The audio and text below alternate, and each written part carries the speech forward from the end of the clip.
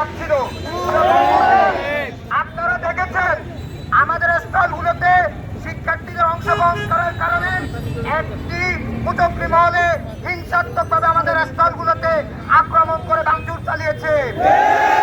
উপস্থিতি এ পর্যায়ে প্রতিবাদ কর্মসূচির তাৎক্ষণিক এই প্রতিবাদ কর্মসূচির এ পর্যায়ে বক্তব্য রাখার জন্য অনুরোধ করছি ইসলামী ছাত্রশিবির ফেনী জেলা শাখার সাবেক সভাপতি জনাব ইমাম হোসেন ভাইকে।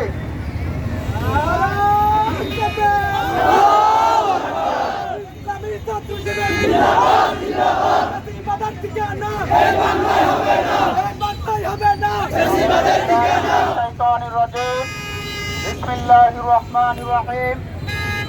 ওমর 21 বই মেলায় ইসলামী ছাত্র শিবিরের স্টলের ভিতর হামলার প্রতিবাদে আজকের এই তাৎক্ষণিক বিক্ষোভ মিছিলে উপস্থিত বাংলাদেশ ইসলামী ছাত্র শিবিরের ফেনী জেলা শাখার সংগ্রামী সভাপতি আবু হানিফ হেলাল, উপস্থিত ফেনী জেলা শাখার সংগ্রামী নেতৃবৃন্দ, ইসলামী ছাত্র শিবিরের ছাগলনাইয়া উপজেলার নেতৃবৃন্দ, সংগ্রামী উপস্থিতি, সংগ্রামী ছাগলনাইয়াবাসী, আসসালামু আলাইকুম ওয়া রাহমাতুল্লাহি ওয়া বারাকাতুহু।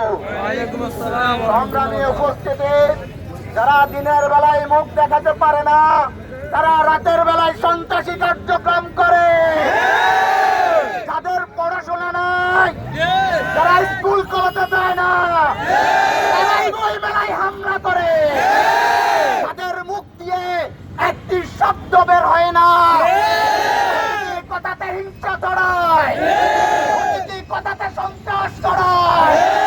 আমরা মনে করি তারাই আমাদের বই বেলায় হামলা করেছে।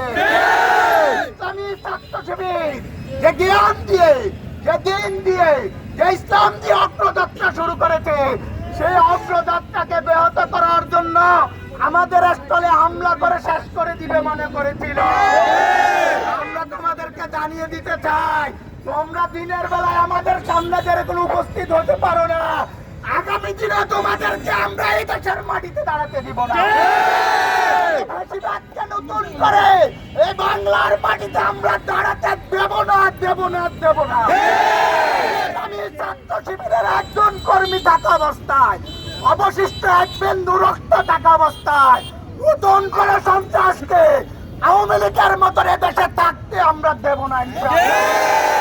সংগ্রামী উপস্থিতি, সংগ্রামী ছাগলনাইয়াবাসী, আমরা সন্ত্রাসীদেরকে জানিয়ে দিতে চাই, অচিরেই তোমরা তোমাদের অনুশোচনা নিয়ে তোমরা ভুল স্বীকার করো, না হলে তোমরা যে গর্ত থেকে বানিয়ে আমাদের এই স্থল ভাঙচুর করছো, সেই গর্ত থেকে তোমাদেরকে আমরা বাইর করে নিয়ে আসবো।